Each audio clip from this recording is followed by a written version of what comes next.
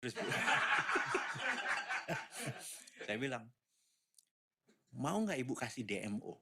DMO itu namanya Domestic Market Obligation. Jadi contohnya gini, Freeport itu kan menghasilkan 3 juta metrik ton koper konsentrat. Freeport itu tambang tembaga, koper, bukan tambang emas. Oh ya? Bukan tambang emas? Tambang koper. Karena ini namanya Tembagapura kan. Nah, Yang kita tahu selama ini emas ya? Nah, kopernya tadi diekspor, Indonesia cuma dapat pajak dari koper.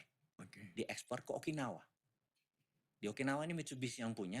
Dari koper tadi dirubah jadi anodized lime, diproses lagi, ambil, di-refine. Di-refine itu ambil CU-nya, dipisahkan murni atau koper. Itu kan smelter masih di luar. Iya. Tapi sekarang udah di sini kan? Namanya blister, nanti saya terangin. Jadi begitu AU-nya atau emasnya, jadi 100 ton setahun tuh ya di Okinawa, ya di Rio Tinto, di Spanyol gitu loh. Di sana hasilnya kita cuma dapat ini. Gitu ya. Jadi waktu diambil Freeport pun kita cuma dapat benefit dari ini. Nah, saya bilang sama Ibu Watimpres, Bu, kasih saya DMO dari koper konsentrat. Jadi dari 3 juta, kan 1 juta buat Gresik, blisternya Gresik. Dari pabrik Gresik ini tidak menghasilkan refine, tidak menghasilkan emas. Dia menghasilkan namanya anodized lime. Anodized lime ini dikeluarin lagi. Jadi bukan AU, bukan emas, bukan PT, bukan platinum, bukan bukan uranium. Di sana keluarnya gitu. Jadi kita nih ngomong apa adanya. Ini yang buat pejabat suka sakit hati. Kenapa sih lu buka-buka itu gitu kan? Nah, kita lanjut ceritanya nih. Kan kita mau nyelamatin NKRI kan. Kita NKRI garis lucu kan kita ini kan. Sontoloyo namanya.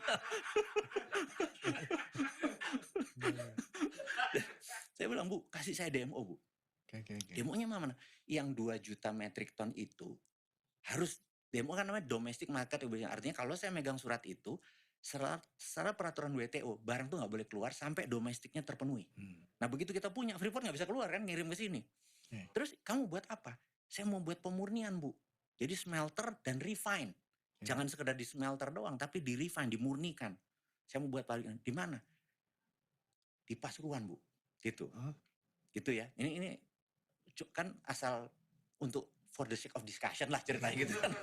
Gak benar. Gitu. Terus kalau kamu punya domestic market obligation, saya akan bangun kira-kira 2 billion dolar. 30 triliun modalnya. Kamu punya duit? Punya, Bu. Loh, apa caranya kok punya?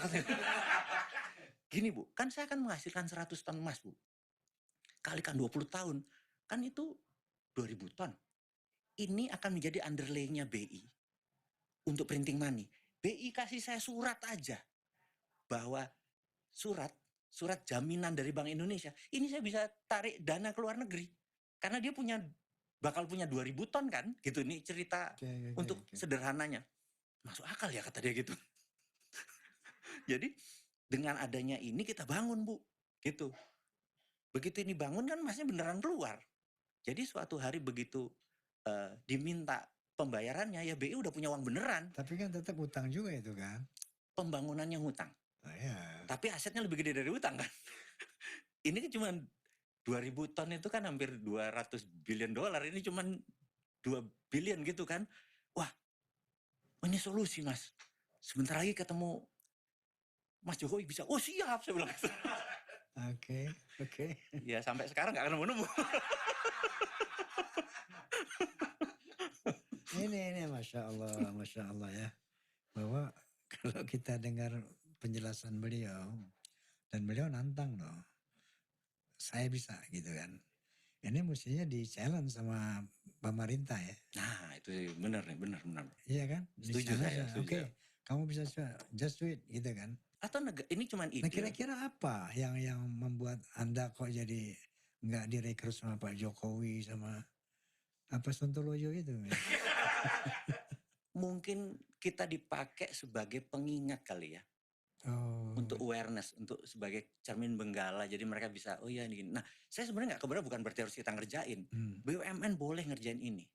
Buatlah BUMN ini, kerjakan sekarang ini, gunakan dengan strategi itu. Jaminan Bank Indonesia, pinjam uang ke sana untuk bangun ini, Lalu begitu punya beneran ya dibayar beneran. Tapi kan jaminannya lebih besar daripada ini. Karena kita belum punya uang dan itu disebut printing money di awalnya.